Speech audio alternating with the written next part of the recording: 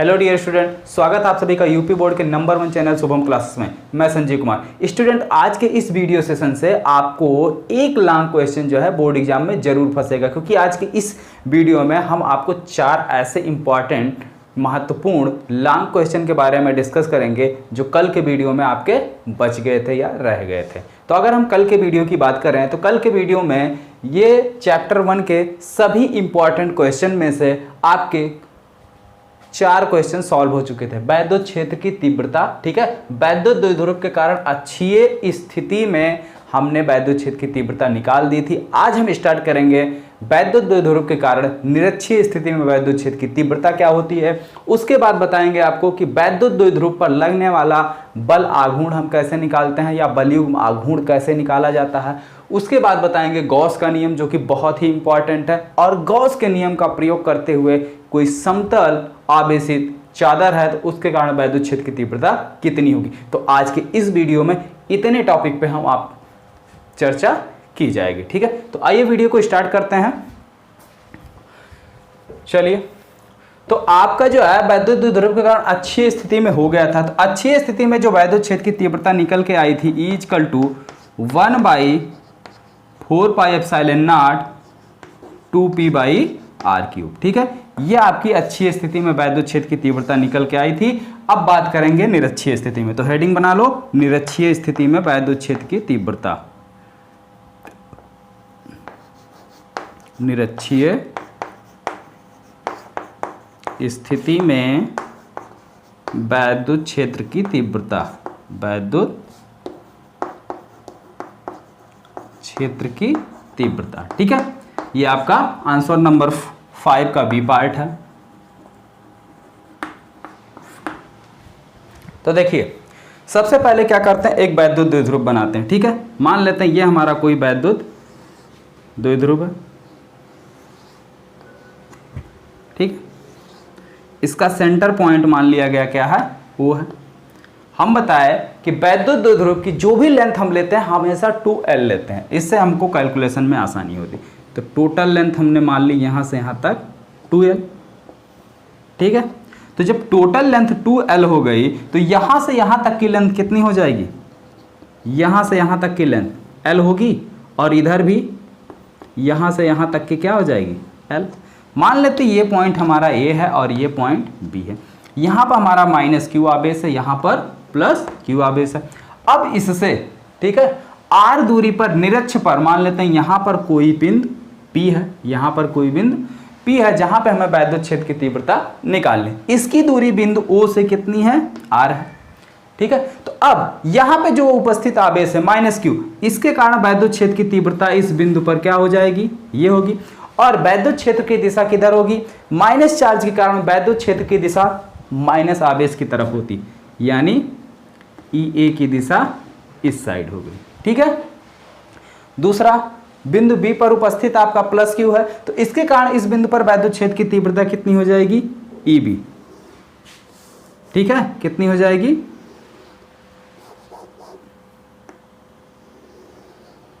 EB, और इसकी दिशा जो है किधर हो जाएगी, ऊपर की साइड, क्योंकि प्लस आवेश के कारण वैद्युत क्षेत्र की दिशा हमेशा प्लस आवेश से बाहर की ओर होती है। तो बाहर की ओर ये आपकी डायरेक्शन हो गई EB, ठीक है।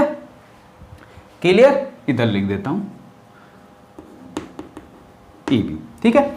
तो अब देखो बिंदु P पे हमारा कुछ इस तरीके से मिल रहा, बिंदु P अगर है तो ये वैद्युत क्षेत्र EB है, ठीक है, सॉरी EA है, और यहां पे आपका वैद्युत क्षेत्र कौन सा कार्य कर रहा है, EA, ठीक है। तो अब इन दोनों का परिणामी कहां से होकर जाएगा, इन दोनों का परिणामी इनके बीच से होकर जाएगा कि नहीं जाएगा, यहां से जाएगा इसका परिणामी, ठीक है। इसका परिणामी जो है इनके बीच से होकर निकलेगा, ये इसका परिणामी होगा। तो देखते हैं कितना निकलेगा। चलिए, सबसे पहली बात तो यह है स्टूडेंट, ठीक है, ये फिगर बन गया, यहां तक किसी को कोई डाउट नहीं होना चाहिए, ठीक है। अगर कोई डाउट है तो एक बार देखिए, फिर से देख लीजिए ध्यान से। ये हमारा कोई वैद्युत द्विध्रुव A भी है, यहाँ पर -Q आवेश है, यहाँ पे +Q आवेश है। जब वैद्युत द्विध्रुव बना रहे हैं तो एक साइड +Q, एक तरफ -Q, ठीक है। दूसरी बात, इनके बीच की दूरी हमेशा हम 2L लेते हैं। जब इनके बीच की दूरी 2L लेते हैं तो इसके मध्य बिंदु से इधर की दूरी L, इधर की दूरी L। और बिंदु O से निरक्ष पर स्थित कोई बिंदु P है जिसकी दूरी बिंदु O से R है। ठीक है, इस बिंदु पर हमें वैद्युत क्षेत्र की तीव्रता निकालनी है। तो अब इस बिंदु पर वैद्युत क्षेत्र की तीव्रता निकालने के लिए हमारे पास दो चार्ज हैं, एक माइनस क्यू है, एक प्लस क्यू है। तो इसके कारण कुछ वैद्युत क्षेत्र की तीव्रता यहां पर होगी और इसके कारण कुछ वैद्युत क्षेत्र की तीव्रता यहां पर होगी। इन्हीं दोनों का हमें परिणामी निकालना है। तो इस आवेश के कारण अगर हमें वैद्युत क्षेत्र की तीव्रता निकालनी हो तो वैद्युत क्षेत्र की तीव्रता जिस आवेश से निकाली जाती है उस आवेश से उस बिंदु तक की दूरी हमें पता होनी चाहिए। अगर नहीं पता है तो उसको हम कैलकुलेट करते हैं या निकालते हैं। तो अगर हम माइनस क्यू आवेश के कारण बिंदु P पर वैद्युत क्षेत्र की तीव्रता निकालें तो हमें दूरी कौन सी चाहिए? AP। AP की दूरी हमें नहीं पता है। कौन सी दूरी हमें पता है? AO पता है, OP पता है। तो अब अगर ध्यान से यहां पे देखो तो ये आपका एक समकोण त्रिभुज बन रहा है, AOP आपका एक समकोण त्रिभुज बन रहा है। अब समकोण त्रिभुज में पाइथागोरस की प्रमेय अगर आप अप्लाई करो तो कर्ण का वर्ग यानी AP स्क्वायर इक्वल टू आधार का वर्ग AO का स्क्वायर प्लस OP का स्क्वायर। इतनी बात समझ में आई? OA की वैल्यू कितनी है? L square. ठीक है, OP की वैल्यू कितनी है? R square. तो AP स्क्वायर की वैल्यू निकल के आ गई आपके सामने। ठीक इसी तरीके से यहां से अगर आप BP निकालोगे तो यहां पे ध्यान से देखो, यहां पे भी BOP एक समकोण त्रिभुज बन रहा और इसमें भी पाइथागोरस की प्रमेय अगर आप अप्लाई करोगे तो BP का स्क्वायर इक्वल टू हो जाएगा आपका आधार का वर्ग यानी BO का स्क्वायर प्लस OP का स्क्वायर। यहां तक बात क्लियर हो गई? वैल्यू रखो, कितनी मिल गई? L square plus R square. तो दोनों दूरी माइनस क्यू आवेश से बिंदु P की दूरी और प्लस क्यू आवेश से बिंदु P की दूरी हमको मिल गई। अब फटाक से निकालो। माइनस क्यू आवेश के कारण बिंदु P पर वैद्युत क्षेत्र की तीव्रता आप लोग लिख लेना, बिंदु P पर वैद्युत क्षेत्र की तीव्रता EA इक्वल टू, ठीक है, कितनी भाई बिंदु P पे इस आवेश के कारण EA 1/4πε0 Q upon R square. वैद्युत क्षेत्र की तीव्रता में आवेश की प्रकृति से कोई लेना देना नहीं है, सिर्फ हमें वैद्युत क्षेत्र की दिशा से मतलब है। इस पॉइंट को नोट कर लो, ठीक है। लेकिन अगर यहीं पर आपकी विभव की बात की जाएगी तो यहां आवेश के परिणाम के साथ साथ उसके नेचर को भी लिया जाएगा, उसकी प्रकृति को भी लिया जाएगा। अगर माइनस क्यू है तो यहां पे चिन्ह हम माइनस का लगाएंगे, ये विभव में करेंगे। लेकिन वैद्युत क्षेत्र की तीव्रता में ऐसा नहीं है। वैद्युत क्षेत्र की तीव्रता में हम केवल वैद्युत क्षेत्र की तीव्रता की दिशा को लेते हैं, ठीक है। और वैद्युत क्षेत्र की दिशा माइनस के कारण दूसरी होती है, प्लस के कारण दूसरी।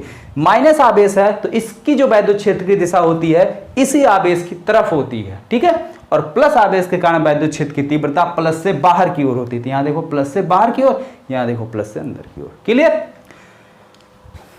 EA equal to 1/4πε0 Q upon R square, ठीक है।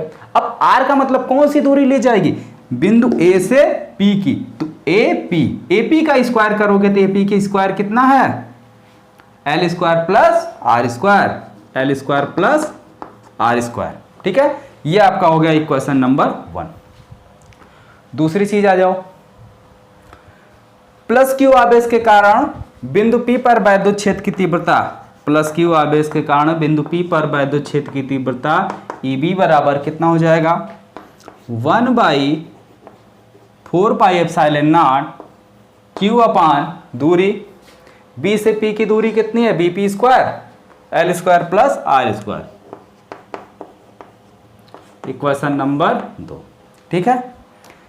इतनी बात क्लियर हो गई। अब बिंदु P पर परिणामी वैद्युत क्षेत्र की तीव्रता क्या हो जाएगी? बिंदु P पर परिणामी वैद्युत क्षेत्र की तीव्रता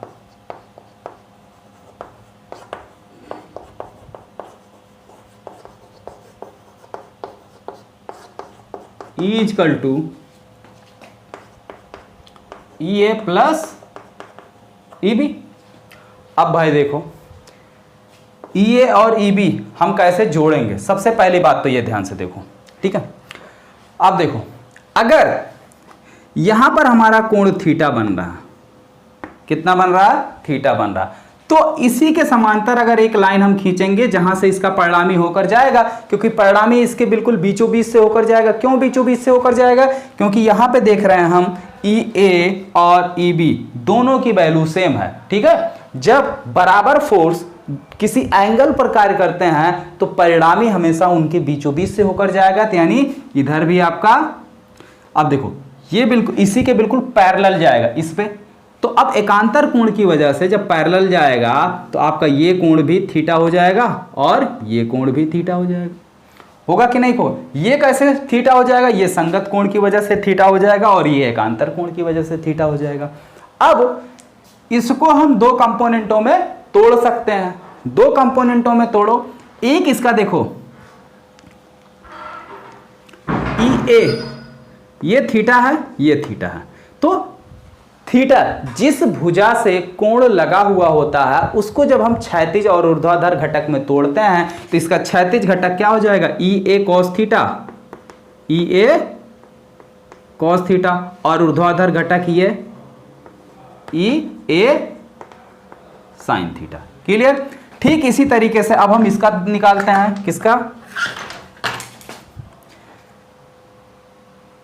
एक मिनट, एक EA है, दूसरा EB है। ये वाला हमारा EB है। क्या है? ये EB है। ठीक है, तो ये जो कंपोनेंट हमने तोड़ा ये EB है, तो ये हो जाएगा EB sin थीटा। अब इसको देखो EA को भी क्षैतिज और ऊर्ध्वाधर, तो EA का जो क्षैतिज घटक होगा ये इधर हो जाएगा EA cos थीटा, और ऊर्ध्वाधर घटक इधर EA sin थीटा। ठीक है, अब देखो EA EB दोनों बराबर हैं, तो इसके जो ऊर्ध्वाधर घटक है ये एक दूसरे को क्या कर देंगे? कैंसिल कर देंगे। परिणामी केवल हमको क्या मिलेगा? EA cos theta plus EB cos theta. तो परिणामी हमारा क्या हो गया? EA cos theta plus EB sin theta. ठीक है, एक मिनट, sin थीटा नहीं होगा, cos थीटा ना, तो EA cos theta EB cos theta. ठीक है, क्योंकि देखो भाई sin थीटा कैंसिल हो गया ना भाई। देखो एक ही बिंदु पर ये भी बराबर है, ये भी बराबर है, ये इधर खींच रहा है, ये इधर खींच रहा है, तो दोनों एक दूसरे के प्रभाव को निरस्त कर देंगे। बचेगा सिर्फ हमारा क्षैतिज वाला। तो क्षैतिज कितना हो गया? EB cos थीटा और EA cos थीटा दोनों एक ही डायरेक्शन में है तो वो जुड़ जाएंगे। तो कितना हो गया? EA बराबर EB है, EA बराबर EB है। देख रहे हैं ना दोनों बराबर हैं। EA इक्वल टू EB, तो EA की जगह हम EB रख देते हैं, या वैल्यू सीधे सीधे रख लो, कोई दिक्कत नहीं है। वैल्यू रखोगे और आसान हो जाएगा। E इक्वल टू EA की value 1/4 pi epsilon not Q upon R square plus L square cos theta, plus EB की value 1/4 pi epsilon not Q upon R square plus L square cos theta. ठीक है, अब देखो Q upon 4 pi epsilon not common है तो उसको हम common ले लेते हैं। Q upon 4 pi epsilon not common लिया गया, तो यहां पे क्या बचा? 1 अपान, एक चीज और पूरा कॉमन है। ठीक है, 1/4 पाई एप्सिलॉन नॉट Q बटे R स्क्वायर। अब काम करो, कॉमन लो ही मत, देखो ये भी बराबर ये भी बराबर, तो इसको अगर A माने इसको भी A है तो A मिलकर कितना हो जाएगा? 2A हो जाएगा ना। सीधे सीधे 2 लगा दो यहाँ पे, बस बात खत्म। ठीक है, 2 सीधे सीधे 2 से गुणा कर दो, यानी 2 लिख दो, बात ही खत्म हो जाएगा। ठीक है, कॉमन ऑमन लेने का झंझट खत्म। देखो भाई दोनों चीजें बराबर है तो सीधे सीधे आपस में जुड़ जाएगा ना। तो 2R square plus L square cos theta. अब यहाँ पे सब कुछ हमें पता है, केवल cos थीटा की वैल्यू नहीं पता है। तो cos थीटा की वैल्यू निकाल लिया जाए। cos थीटा की वैल्यू कहाँ से निकलेगा? फिगर से निकलेगा। cos थीटा इक्वल टू होता आधार बटे कर्ण, आधार बटे कर्ण। तो आधार आपका क्या है? L है, कर्ण आपका कितना है? AP। यहां से देखो AP का स्क्वायर कितना है? L square plus R square. तो AP इक्वल टू कितना हो जाएगा? तो ये इम्प्लाइज करेगा, जगह तो है नहीं, यहाँ मैं लिख देता हूँ, समझ लेना, ए पी इक्वल टू कितना हो जाएगा, अंडर रूट, इधर स्क्वायर है तो दूसरी साइड जाएगा, ये अंडर रूट हो जाएगा, ठीक है, R square plus L square. Clear? तो अब cos थीटा इक्वल टू क्या हो जाएगा, आधार बटे कर्ण, आधार आपका कितना है एल, कर्ण कितना है under root L square plus R square. Value रख लो cos थीटा की, ठीक है। इधर हम मिटा दे रहे हैं, आप लोग जल्दी से नोट कर लीजिए, 2 सेकंड का टाइम है, नोट कीजिए फिर मिटाते हैं, ठीक है। तो चलिए वैल्यू रखते हैं cos थीटा की, तो E इक्वल टू कितना हो गया 2/4 pi epsilon not Q upon R square plus L square into cos theta की वैल्यू क्या हो जाएगी, आधार बटे कर्ण, आधार आपका कितना है L, कर्ण कितना है under root R square plus L square. तो इसको हम क्या लिख सकते हैं, इसको लिखा जा सकता है equal to 2/4 pi epsilon not Q upon R square plus L square. इसको लिख सकते हैं पावर 1/2, अंडर रूट का मतलब होता है पावर 1/2। अब इसकी पावर 1 है और इसकी पावर 1/2 है, तो 1 और 1/2 जोड़ोगे तो कितना आ जाएगा 3/2, ठीक है। देखो ऐसे, तो 2 1 के 2 1 3, 3/2, ये आधा और ये 1, इसको भाग करोगे 1.5 ही आएगा, ठीक है। तो यहाँ हम लिख सकते हैं 3/2, ठीक है। ऊपर L है तो L। अब देखो ये बन रहा है आपका 2QL, 2QL, और 2QL बराबर क्या होता है, P होता है, ठीक है। वैद्युत द्विध्रुव आघूर्ण 1/4 pi epsilon not P by R square plus L square की पावर 3/2। चूंकि L की वैल्यू R की अपेक्षा काफी छोटी है, R is greater than L, तो ये इंप्लाइज करेगा, इसका स्क्वायर करोगे तो ये और बड़ा हो जाएगा और ये और छोटा हो जाएगा। कल इसको हमने करके भी दिखाया। तो अतः L स्क्वायर को नगण्य मानने पर, अतः L स्क्वायर को नगण्य मानने पर, तो नगण्य मान लो, तो L की वैल्यू 0 जब रखोगे तो ठीक है, बचा यहाँ आर स्क्वायर की पावर 3/2, आर स्क्वायर की पावर 3/2, तो 2 से 2 कैंसिल हो गया, बचा कितना r की पावर 3, ठीक है। तो यहाँ पे क्या हो जाएगा E equal to 1/4 pi epsilon not P by R Q.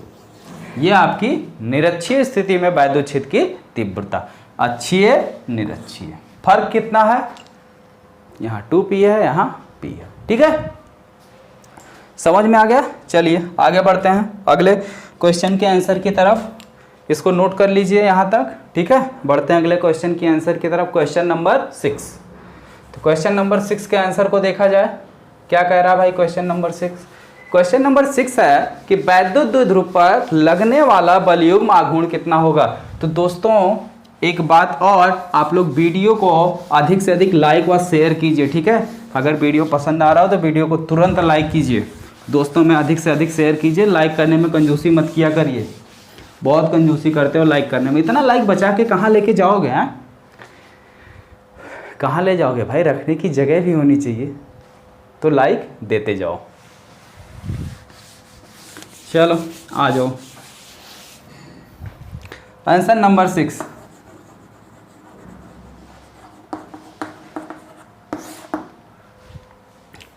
कह रहा वैद्युत द्विध्रुव पर लगने वाला बलयुग्म आघूर्ण। अगर मान लेते हैं ये हमारा कोई वैद्युत क्षेत्र है, ठीक है, इसमें हमारा कोई वैद्युत द्विध्रुव इस तरीके से रखा हुआ है, ठीक है। ये हम मान लेते हैं ये हमारा वैद्युत द्विध्रुव ए बी रखा हुआ है, इधर +Q इधर -Q, ठीक है। तो इस वैद्युत क्षेत्र की वजह से इस वैद्युत द्विध्रुव पर एक बल लगेगा, क्योंकि यहाँ पे प्लस चार्ज है तो प्लस चार्ज पे एक बल लगेगा इस डायरेक्शन में QE। इधर एक बल लगेगा, माइनस चार्ज है तो इधर लगेगा QE। हमने कहा माइनस चार्ज यहाँ पर सिर्फ दिशा को शो करेगा कि दिशा दोनों की अलग होगी, ठीक है, बाकी नेगेटिव नहीं लिया जाएगा। एक बल इधर कार्य करेगा और एक बल इस साइड कार्य कर रहा। तो अब देखो एक ही चीज पे दो बल कार्य कर रहे हैं, एक ही चीज पे क्या कर रहे हैं, दो बल कार्य कर रहे हैं। मान लेते हैं ये कितने एंगल पर रखा गया, थीटा एंगल पर रखा गया। इनके बीच की दूरी कुल कितनी होती है, 2l होती है। हमने भैया आपको बार बार बताया कि जब भी वैद्युत द्विध्रुव लेना तो उसके बीच की दूरी कितना ले लेना, 2l ले लेना, ठीक है। तो अब इससे यहाँ पर लंब डाल दो, ठीक है। तो इससे अगर हम यहाँ पर लंब डाल दें तो इसको ऐसे मिला दो, ठीक है। तो इसके बीच की ये जो दूरी हो जाएगी इसको कोई नाम दे दो, d दे देते हैं, ठीक है, या c दे देते हैं, ABC नाम दे दिया c। तो BC कितना हो जाएगा, अगर हम दोनों बल की बात करें तो इस बल को देखो, इस बल की क्रिया रेखा को पीछे बढ़ाओ ये, और इस बल की क्रिया रेखा को अगर हम पीछे बढ़ाते हैं तो एक ये हो गई, एक बल ये है, दूसरा बल ये है। तो दोनों बलों के बीच की जो लंबवत दूरी सबसे कम दूरी होती है वो वही होती है, यहाँ से इस पर लंब डाल दिया गया। तो सबसे कम दूरी यानी लंबवत दूरी कितनी हो गई, ये कोण थीटा है, तो यहाँ भी हमारा थीटा ही होगा। अब इसमें भाई समकोण त्रिभुज बन रहा, ठीक है। तो ये लंब है हमारा, क्या है, लंब, और पता क्या है, कर्ण। तो लंब और कर्ण किस में आते हैं, साइन थीटा में। तो साइन थीटा बराबर क्या हो जाएगा, लंब बटे कर्ण, ठीक है।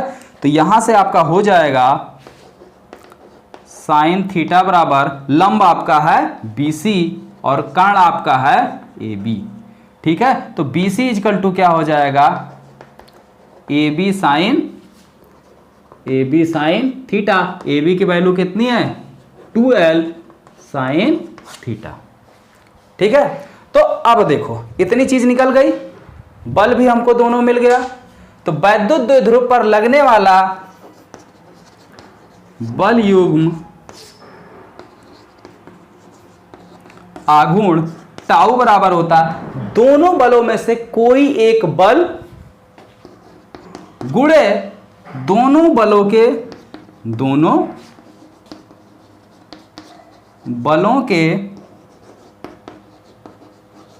बीच की लंबवत दूरी।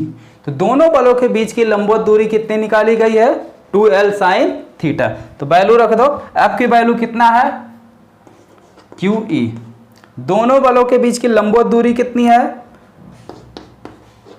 2l sine theta.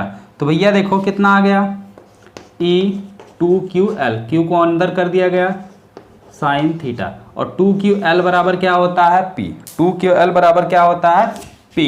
तो वैद्युत द्विध्रुव आघूर्ण टाउ बराबर आ गया E P साइन थीटा या PE साइन थीटा, ठीक है। ये आपका वैद्युत द्विध्रुव आघूर्ण है। किसी भी वैद्युत द्विध्रुव को एक समान चुंबकीय क्षेत्र पर रखने पर उस पर लगने वाला बल आघूर्ण टाउ बराबर क्या हो जाएगा, PE साइन थीटा। मात्रक क्या बनेगा, बाई f का मात्रक क्या होता है, न्यूटन। दूरी का मात्रक क्या होता है, मीटर। तो मात्रक हो गया हमारा न्यूटन मीटर। क्लियर। चलो आगे बढ़ते हैं अगले क्वेश्चन की तरफ, काफी इंपॉर्टेंट है क्वेश्चन नंबर 7। तो क्वेश्चन नंबर 7 है गॉस का नियम। तो सबसे पहले हम गॉस के नियम को लिखेंगे, ठीक है, उसके बाद उसको प्रूफ करेंगे, ठीक। और उसके बाद उसी के प्रूफ को यूज करते हुए अगला क्वेश्चन आपका क्वेश्चन नंबर 8 जो है वो काफ़ी इंपॉर्टेंट क्वेश्चन है, उसको सॉल्व किया जाएगा। तो ध्यान से देखिए, वीडियो को लाइक कर दीजिए और दोस्तों में भी अधिक से अधिक इसको शेयर कीजिए। तो चलिए आंसर नंबर 7, गॉस का नियम। तो भाई देखो गॉस का क्या नियम है, 1 मिनट रुको, हम राइट कर देते हैं सारी डेफिनेशन। तो जैसा कि गॉस का नियम है कि किसी भी, ठीक है, गॉस का नियम है कि किसी बंद पृष्ठ से संबद्ध कुल वैद्युत फ्लक्स का मान उस पृष्ठ से संबंध कुल आवेश का 1/ε गुना होता है।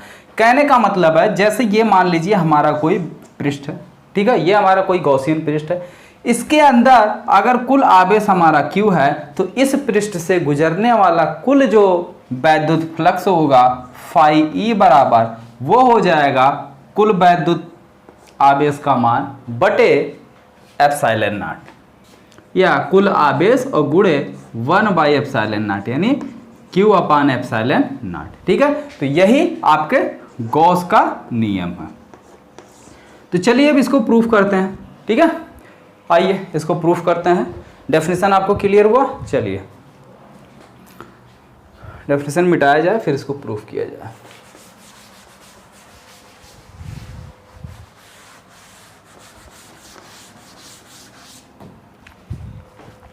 प्रूफ,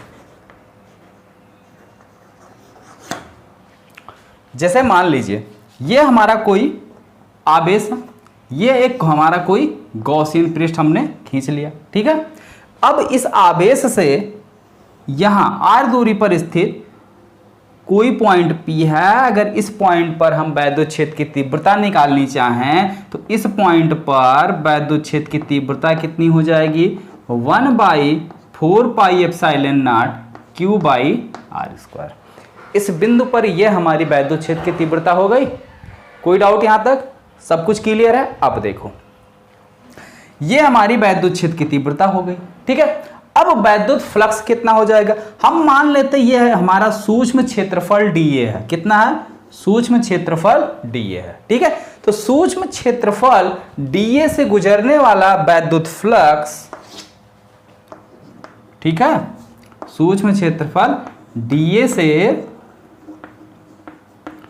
गुजरने वाला वैद्युत फ्लक्स डी फाई, भाई सूक्ष्म क्षेत्रफल है तो वैद्युत फ्लक्स भी हमारा सूक्ष्म ही गुजरेगा, डी फाई। तो D phi is equal to E dot D A, ठीक है, ई डॉट डी ए। ये आपका हो जाएगा डॉट प्रोडक्ट यानी ई D A cos theta, E D A cos theta, ठीक है। यहां तक बात एकदम क्लियर हो गई? चलो ठीक है। अब देखो अगर यहां तक बात आपकी एकदम से क्लियर हो गई है तो अब ये सूक्ष्म आयोग है, ठीक है, सूक्ष्म क्षेत्रफल है dA, डी फाई ई हमारा क्या है? सूक्ष्म क्षेत्रफल से गुजरने वाला वैद्युत। अब अगर हम इस पूरे पृष्ठ को ऐसे छोटे छोटे क्षेत्रफलों में डिवाइड करें, dA dA dA dA, फिर सबको जोड़ दें तो क्या मिल जाएगा? हमको पूरे के कारण मिल जाएगा। या सिंपल सी बात है कि किसी भी सूक्ष्म अवयव को जब हम जोड़ने का काम करते हैं तो उसके लिए इंटीग्रेशन का प्रयोग करते हैं। इसको इंटीग्रेट कर दो, यानी कहने का मतलब संपूर्ण पृष्ठ से गुजरने वाला वैद्युत फ्लक्स कितना हो जाएगा? संपूर्ण पृष्ठ से गुजरने वाला वैद्युत फ्लक्स कितना हो जाएगा? वैद्युत flux phi E equal to integration of D phi E, ठीक है, इक्वल टू इंटीग्रेशन ऑफ कितनी है डी फाई की value? E D A cos theta, E D A cos theta. यहां तक बात एकदम क्लियर हो गई सबको या कोई डाउट है? अगर यहां तक बात आपको क्लियर हो गई है तो अच्छी बात है। अब यहां पर क्या करो? ई की वैल्यू रख दो। ई की वैल्यू कितनी है? 1/4 pi epsilon not Q upon R square. चलो वैल्यू रख लेते हैं। इंटीग्रेशन फाई ई दिख रहा, 1/4 पाई एप्सिलॉन नॉट क्यू बटे R square D A cos theta, ठीक है। यहां तक बात क्लियर? अब इसमें जो चीजें कांस्टेंट है उसको बाहर ले लेते हैं। 1/4 पाई एप्सिलॉन नॉट कांस्टेंट है, इसकी वैल्यू फिक्स है 9 × 10⁹। क्यू आपका कांस्टेंट है, यानी जो भी आवेश इस पृष्ठ के अंदर है वो आवेश जो है आपका बदलने वाला नहीं है, क्योंकि हम स्थिर वैद्युत आवेश पढ़ रहे हैं। आवेश हमारा रुका हुआ है, जो है वही रहेगा। दूरी बदल सकती है तो दूरी को अंदर रख दो, इसको बाहर ले लो। कैसे बदल सकती है? अब देखो अगर इस क्षेत्र की बात करें तो यहाँ पे यार दूरी है, इस क्षेत्र की बात करें तो काफ़ी कम दूरी है, यानी दूरी चेंज हो सकती है, ठीक है। तो दूरी को अंदर रहने दो, बाकी जो कांस्टेंट है उसको हम बाहर ले लेते हैं। तो कांस्टेंट हमारा हो गया Q upon 4 pi epsilon not, बाहर आ गया। इंटीग्रेशन के अंदर रह गया हमारा कौन? डी ए कॉस थीटा और बटे में आर स्क्वायर, ठीक है। तो अब भाई देखो डी ए कॉस थीटा बटे आर स्क्वायर है क्या चीज? डीए कॉस थीटा बटे आर स्क्वायर जो है ये इस सूक्ष्म अवयव द्वारा इसके केंद्र पर बना हुआ घनकोण है, ठीक है।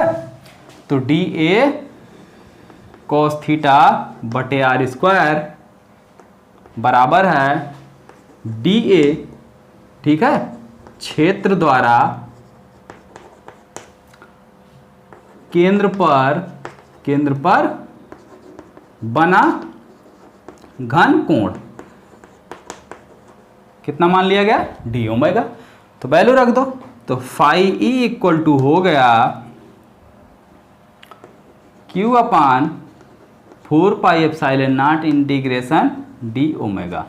तो भाई देखो ये हमारा क्या है, कोई भी पृष्ठ हो अगर हम केंद्र की बात करें तो केंद्र पर कुल टोटल घनकोण जो बनता है वो 4 पाई स्टेरेडियन बनता है। तो इसका इंटीग्रेशन आपको कितना दे देगा?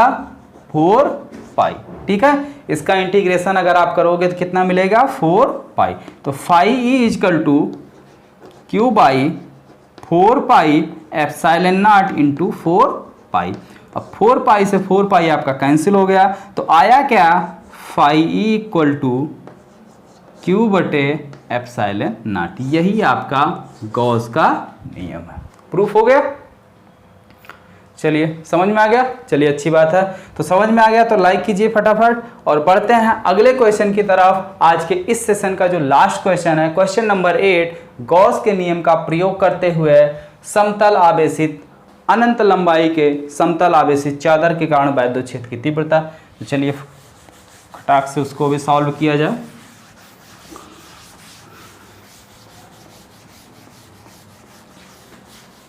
और एक सिंपल सी सीधी सी बात है कि जो आपकी फिजिक्स की क्लास है वो डेली शाम के 7 बजे चलती है, तो इसमें आपको कंफ्यूज होने की ज़रूरत नहीं। हाँ, अगर आपको टाइमिंग कभी परिवर्तन मिलेगा, टाइमिंग में चेंज मिलेगा, तो वो सिर्फ और सिर्फ संडे को मिलेगा, ठीक है। जैसा कि कल संडे को फिजिक्स का वीडियो सुबह 10 बजे अपलोड कर दिया गया था, ठीक है। तो हमने सोचा, क्योंकि पिछले संडे कुछ बच्चों ने कमेंट किया था कि सर संडे को भी एक आध क्लास ले लीजिए, तो हमने कहा चलिए देखते हैं, ठीक है। क्योंकि एक दिन हम लोगों को संडे मिलता है तो सोचते हैं कि उसमें तुम लोगों के लिए कुछ नया क्या करें, कुछ नया तैयारी कैसी कराई जाए, तो उस पर प्लान करते हैं, ठीक है। तो फिर हमने कहा चलो भाई अगर आपकी इच्छा है कि संडे को भी हम लोग क्लास ले लें, तो संडे को भी क्लास जो है रख दी गई थी। तो इसीलिए जब भी टाइमिंग आपको परिवर्तन मिलेगा तो सिर्फ और सिर्फ संडे को। अब गाना सिर्फ संडे से यह गाना याद है, छोड़ो जाने दो, वो गाना है ना, कर कुछ कर इंतजार वगैरह सिर्फ संडे को, ठीक है। तो कोई दिक्कत नहीं है। चलिए हम लोग अपने मेन काम पर आते हैं, ठीक है। काम को फोकस करते हैं, गाना वगैरह तो आप लोग सुनते ही रहते हो। तो सिर्फ संडे का इंतज़ार काफ़ी लोगों को रहता है। खैर इस समय तो संडे मंडे से कोई लेना देना नहीं है, लॉकडाउन है, सब संडे ही संडे है। Answer number 8।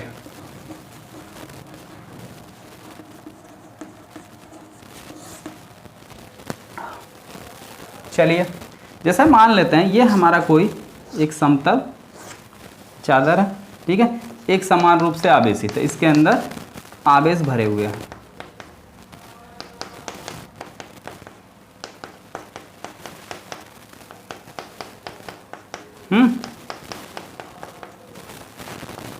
क्लियर? अब देखो ये चादर है, तो इसके इस साइड भी आपका वैद्युत क्षेत्र होगा और इस साइड भी आपका क्या हो जाएगा? वैद्युत क्षेत्र होगा, ठीक है। इस साइड अगर वैद्युत क्षेत्र मान लेते हैं ई है और इस साइड ई डैश, ठीक है। तो दोनों साइड वैद्युत क्षेत्र होगा। कोई भी समतल चादर है तो उसके दोनों साइड हमारा क्या होगा? वैद्युत क्षेत्र होगा। अब अगर दोनों साइड वैद्युत क्षेत्र है तो दोनों साइड अगर हम एक गॉसियन पृष्ठ खींचें, एक गॉसियन पृष्ठ खींचें, तो मान लेते हैं हमने एक गॉसियन पृष्ठ की परिकल्पना कुछ इस तरीके से कर ली है, ठीक है। एक गॉसियन पृष्ठ की परिकल्पना हमने इस तरीके से कर ली है, इससे r दूरी पर, ठीक है। इससे r दूरी पर हमने एक गॉसियन पृष्ठ की परिकल्पना की। तो अब इससे r दूरी पर स्थित इस गॉसियन पृष्ठ से गुजरने वाला वैद्युत फ्लक्स कितना हो जाएगा? इससे देखो गुजरने वाला वैद्युत फ्लक्स कितना आपका हो जाएगा? Phi equal to E dot D. अगर इस समतल चादर का क्षेत्रफल हम मान लें कितना है? a है, तो क्या हो जाएगा? E इंटू ए, ये हो जाएगा ई ए कॉस थीटा। अब अगर इसी क्षेत्र, जिस डायरेक्शन में वैद्युत क्षेत्र की दिशा है, इसी क्षेत्रफल यानी जो हमारा समतल चादर, इसके क्षेत्रफल की बात करें, इसके क्षेत्रफल वेक्टर की बात करें, तो इसका क्षेत्रफल वेक्टर भी इसी डायरेक्शन में होगा। तो इस डायरेक्शन में वैद्युत क्षेत्र इधर मिलेगा। लेकिन ऊपर भाई चादर है ना, तो जैसे ये मान लीजिए हमारी कोई समतल चादर है, एक समान रूप से आवेशित है। अब इससे r दूरी पर स्थित यहाँ पर कोई पॉइंट P, इससे r दूरी पर स्थित यहाँ कोई पॉइंट P है, तो इधर वैद्युत क्षेत्र की जो तीव्रता है हमारी वो E है, और चारों तरफ वैद्युत क्षेत्र की तीव्रता होगी, ठीक है, क्योंकि आवेश के चारों ओर वैद्युत क्षेत्र की तीव्रता होती है। तो आवेश के चारों ओर जब वैद्युत क्षेत्र की तीव्रता है तो चारों ओर हमारा वैद्युत फ्लक्स होना चाहिए। तो इधर अगर वैद्युत फ्लक्स की बात करें तो इसका क्षेत्रफल वेक्टर इसी साइड है, वैद्युत क्षेत्र की दिशा भी इसी साइड है। तो दोनों के बीच क्षेत्रफल वेक्टर और वैद्युत क्षेत्र की दिशा दोनों के बीच कितना कोण बनेगा? 0 अंश। तो यानी cos थीटा cos 0 बराबर क्या होता है? 1। कितना मिल जाएगा? ई ए मैक्सिमम मिला। कितना मिला? ई ए। अब बात करते हैं इसके ऊपर वैद्युत फ्लक्स कितना हो जाएगा? भाई समतल चादर के ऊपर भी तो फ्लक्स होगा, कितना होगा? तो वैद्युत क्षेत्र की जो दिशा है वो किधर है? इस साइड। और इस समतल चादर का जो क्षेत्रफल वेक्टर वो किधर है? इस साइड। तो दोनों के बीच कितने अंश का कोण बन रहा है? 90 अंश। तो अगर हम इस साइड से बात करें, इस साइड से गुजरने वाला वैद्युत फ्लक्स हमारा कितना हो जाएगा? 0 हो जाएगा। क्यों 0 हो जाएगा? क्योंकि फिर से देखो, क्योंकि जो वैद्युत क्षेत्र की दिशा है वो ऊपर की तरफ है और इसका क्षेत्रफल वेक्टर इस साइड है, दोनों के बीच कोण 90 अंश, और cos 90 की वैल्यू होती है 0। तो ऊपर 0, नीचे भी इसी तरीके से 0 आपको मिलेगा, फाई बराबर, ठीक है। इस साइड भी आपको मिलेगा, इस साइड आपको कितना मिलेगा? वैद्युत क्षेत्र की दिशा इस साइड, क्षेत्रफल वेक्टर भी इसी साइड, तो इधर ई डैश बराबर भी क्या मिल जाएगा हमको? ई ए, ठीक है, ई ए। तो कुल वैद्युत फ्लक्स, ठीक है, फाई डैश और ये फाई ई, ठीक है। तो कुल वैद्युत फ्लक्स कितना हो जाएगा? कुल flux phi equal to phi dash E plus phi E. Phi dash E की वैल्यू कितनी है? ई ए, इसकी वैल्यू ई ए फाई ई, ठीक है। कितना हो गया? 2e a। फाई की वैल्यू गॉस के नियम से क्या हो जाएगा? गॉस के नियम से फाई ई बराबर होता है Q by epsilon nought. Value रखो, Q by epsilon nought equal to 2e a। तो E बराबर क्या हो जाएगा? हमें निकालना क्या है? वैद्युत क्षेत्र की तीव्रता ना निकालनी है। तो E बराबर, E को रखो इस साइड, बाकी सबको भेज दो दूसरी साइड, बुरिया बिस्तर लेके भगाओ इनको। तो यहाँ गुणे में है, दूसरी साइड भगाओगे, क्या आ जाएगा? भाग में आ जाएगा, ठीक है। तो Q upon 2 epsilon not A, ठीक है। अब अगर इसके हम पृष्ठ घनत्व की बात करें, ठीक है, तो इस समतल चादर का अगर पृष्ठ आवेश घनत्व सिग्मा है तो सिग्मा बराबर होता है कुल आवेश कितना माना गया है? Q माना गया है बटे उस चादर का क्षेत्रफल। तो उस चादर का क्षेत्रफल कितना है? A है, ठीक है। तो Q अपान A की जगह हम क्या लिख सकते हैं? सिग्मा। वैल्यू रख लो। तो E बराबर मिल गया सिग्मा बाई 2 एप्सिलॉन नॉट। ये हमारा है वैद्युत क्षेत्र की तीव्रता किसी समतल आवेशित चादर के कारण। ये भी हमारा वैद्युत क्षेत्र की तीव्रता ही है, ठीक है। तो दोनों है, दोनों में से आप कोई भी डेराइव कर सकते हैं, कोई दिक्कत नहीं है। अगर इसके मात्रक की बात करें तो मात्रक जो होगा हमारा क्या हो जाएगा? न्यूटन पर कूलाम, ये हमारा मात्रक होगा, ठीक है। तो चीज़ें आपको अच्छे से समझ में आई? तो अच्छे से समझ में आई हो तो कमेंट बॉक्स में कमेंट करके फटाफट बताइए कि आपको वीडियो की सारी चीज़ें अच्छे से समझ में आई हैं या नहीं आई हैं, ठीक है। अगर कोई डाउट हो तो वो भी बताइए। मिलते हैं अगले वीडियो में। अब अगला वीडियो कौन सा होगा वो आप लोग डिसाइड करिए। न्यूमेरिकल की सीरीज आगे बढ़ाएं या इसको आगे बढ़ाएं जो आपका इंपॉर्टेंट क्वेश्चन चल रहा है, ठीक है। तो हम आप लोगों को कमेंट का वेट करते हैं। मिलते हैं अगले वीडियो में।